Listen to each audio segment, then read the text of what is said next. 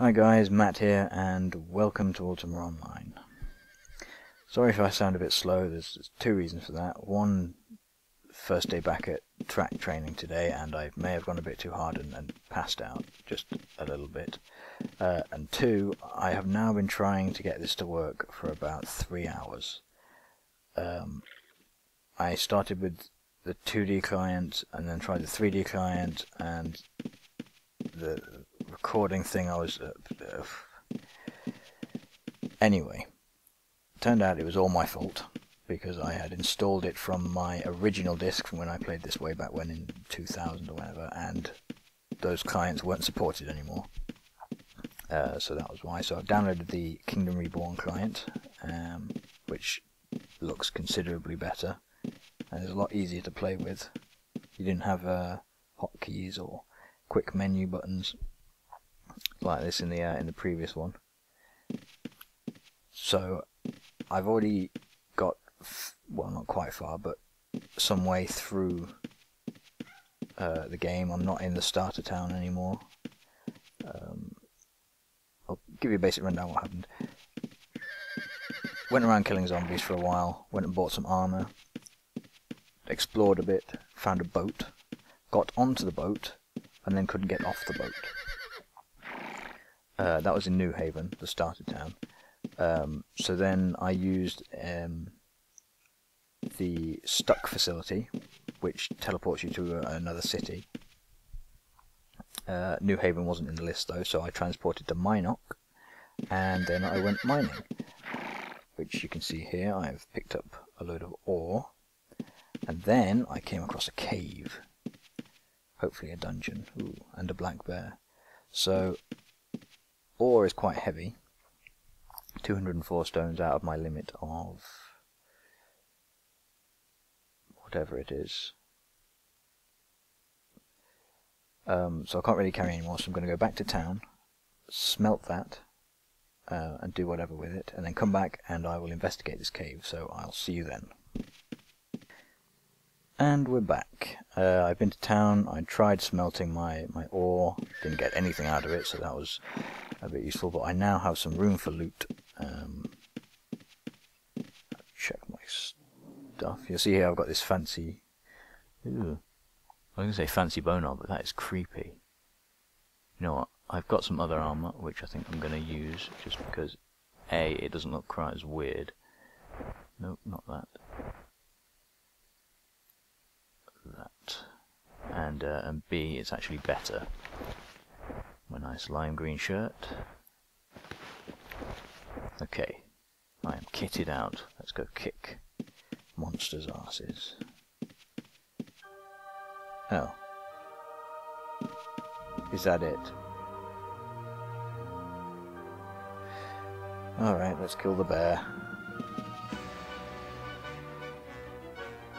Hopefully it won't kill me.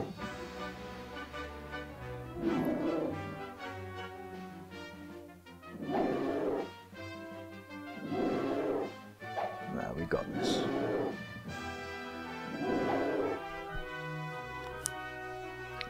Oh wait, or do we?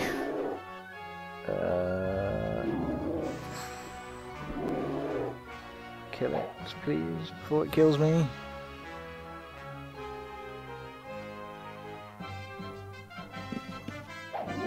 Whoa. Okay, that was a bit close.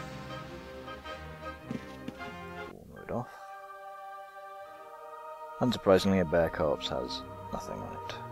Okay, well this was the most disappointing cave in history. There's a skeleton there. Oh, looking at the map, I think that's sort of caves over there. Let's go and explore those then. Actually, let's look at the map. Covetous. Ooh, I think that is actually a dungeon. Let's go. Okay, so I'm going to have to go over quite a bit of what I've already said 4 or 5 times. We shall start with, I guess these things here. These are player houses. This is something that's kind of fallen out of fashion. Can't think of any MMOs developed recently that actually give you the ability to own your own house. I mean, this became a bit of a bad thing because people were chopping down trees and just putting houses all over the place. This is a reasonably low population server, which I chose because it's low latency. But in some of the more popular servers, houses are just everywhere. And I'm guessing the guy that owns this... Can I get in? You're not allowed access to that. Would have had some mining abilities. An unnamed house, Gefestus. He'll have a smelter and a forge in there. So, where are we going? Okay, so this new client is a vast improvement on the original 2D that I was playing. You have handy hotbars, handy buttons for everything, which you didn't really before. You still got the same sort of paper doll, except again this is an improvement because before you just had the paper doll and you would drag stuff onto your character, whereas now you have individual slots to drag it onto. Wandering healer. Ooh, he will probably kill me. Before I get distracted, wandering healers. These are the guys that heal you, not surprisingly. When you die, normally, you don't resurrect at a graveyard or anything like that. Normally, you resurrect with your corpse, and you have, I think, 7 minutes to get from your corpse to a healer to get resurrected, one of these guys, where you will resurrect with no equipment whatsoever, and then you have to get back to your corpse in order to pick all your equipment up. If you don't do that in the time, your corpse decays and all of your loot disappears with it. Yeah. Harsh world, but adds a little bit of adventure because you really do. It's not like World of Warcraft, where you could walk out of a town into a dungeon and the worst that happens is that you have to go back to town from the graveyard. You get a bit of res sickness. Here, if you die, you stand to lose everything. I should probably have put some of this in the bank, but it's only low level, so I'm not that bothered. Also, you'll notice that this ogre isn't attacking me. That's because this is a new account. I have, I think, 48 hours of gameplay before, I think you can see down here. There we go. Monster looks at you menacingly, but does not attack. You would be under attack now if not for your status as new citizen of Britannia. First 48 hours of gameplay, you get young player status, which means monsters don't attack you on sight. When you die, you spawn back at I think the nearest wandering healer, or a wandering healer, with all your equipment unequipped, I think, but in your backpack. So you don't lose. It gives you a chance to build some stuff up, so you're not entirely boned every time. When this game first came out, that's how it was. If you died and lost your stuff, you lost your stuff. I think it's still like that on a PvP server. There's no young players on PvP servers. Is that Felucia or Tramel? Or the islands, which I'm not quite sure how the servers work. They're called shards in this game, but there's also multiple islands on the game. And two Felucia and Tramel are carbon copies of each other, except one's entirely PvP and one isn't. So yeah, let's explore this cave, shall we? Ooh. Ah, okay, I can get attacked on sight. It looks like there's a harpy somewhere. Ooh. Okay, I'm gonna leave. Right. I'm not sure I'm ready for that. I've only been playing a few hours.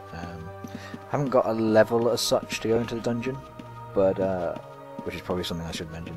This game's leveling system works a lot. Well, not a lot like, but kind of like the one from the Elder Scrolls, where the skills you use are the skills that will increase in ability. Skills. So hit miscellaneous, combat, trade, magic, wild, animal taming. You can tame animals, any animal, and anyone can do it. Although I've got a taming skill of 0% at the minute. Caps are 100%, unsurprisingly. Thieving skills. Oh, that was another thing. When this game first came out, you could steal from anyone at any time. So if you were a brand new player, you could just be standing there doing nothing, and some high-level player could come along and steal all your stuff and be gone. Nowadays, you would get branded as a thief for doing that, and you get a bit of a penalty on your head. Rara to you too, Bear. And similarly, when it first started, it was all PvP. You could get murdered at any point. There were no safe zones or anything like that. Except, I guess, technically inside towns, where the guards would insta-kill you if you started a fight, if you murdered someone. Now you get branded as a murderer, and the guards will attack you on sight. I guess it still doesn't protect you from being killed, but there is a large incentive to not going around killing people.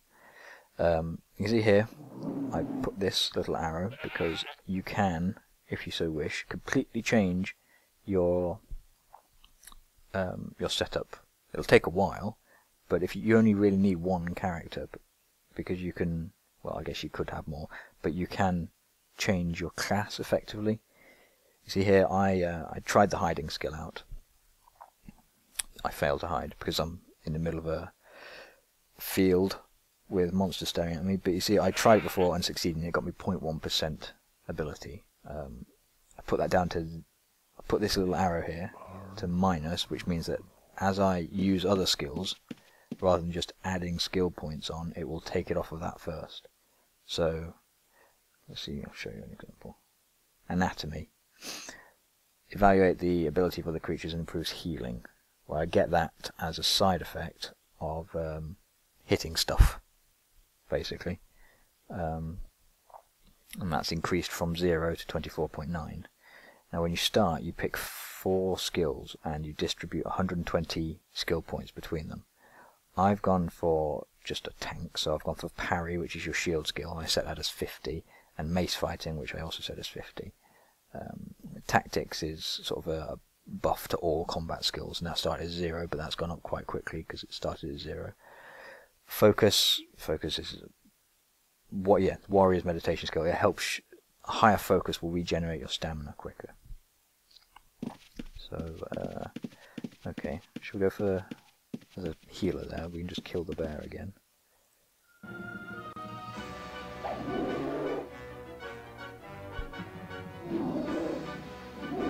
Now, combat's quite static at the minute, because you just click and it attacks. There aren't that many special abilities that I have access to. If we go to, once we've killed the bear, kill the bear, kill the bear, there we go, the bear is dead. And there's nothing on the bear again. Character abilities. You see here, I'm not entirely sure how these work at the minute, but I've got a primary ability and a secondary ability. I'm not sure how to change these out. You need 30 mana to perform that attack. I need 30 mana. Okay, so these are extra abilities. I don't have any mana. Right, probably should have thought about that before I chose 0 intelligence. You see, there are quite a few combat skills, and most of them are dependent on the weapons you're using. For example, I'm using hammer pick, which you can't use to do a shadow strike. That's really like a thiefy, stealthy kind of attack skill, but I can't use that either. Okay, let's go to the one I know I can use. Ignore armor. See, there's a hammer pick. Mortal Strike, I can also use it, but I haven't got the mana, so I'll have to get some more intelligence. Now we can look at that by character sheet. I need mana, intelligence. Okay, that's set to go down, so I don't want it to go down, I want it to go up. And you get that to go up by, much like in previous Elder Scrolls games, you get it to go up by using skills associated with that. You see, I've already got a really high strength. I don't think there's a limit. I mean, if I'm pretty close to that already, if there is.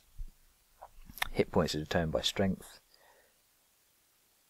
Stamina is determined by dexterity, and mana by intelligence. So it's a simple one-to-one relationship between your skills. Between your stats and your attributes. So your health, your mana, and your stamina. You can see here maximum stats 225, which means the sum of these has to be 225. In theory, I could have 225 strength and 0 dexterity, or whichever way around. Obviously, I'm going to want some intelligence to perform some of these skills, so I'll let that go up. And if we look, character sheet, no, skills.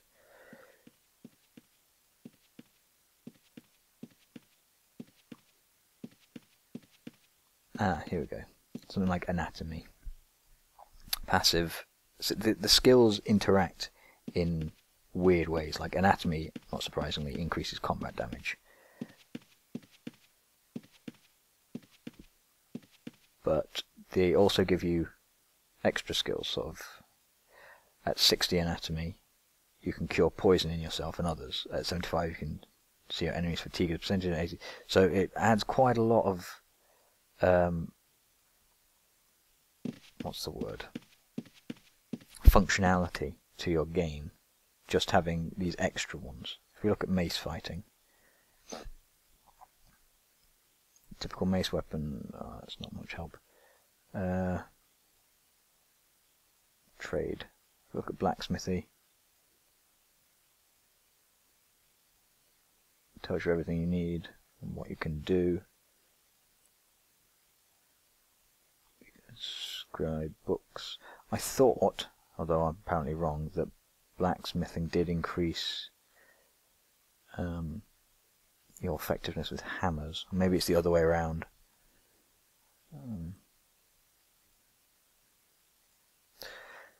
Oh well, you get the idea. We'll just I'll probably skip this bit and find some more stuff to kill until I... Actually, you know what? Let's go in the cave. If we die, we die. I'm still a young player, so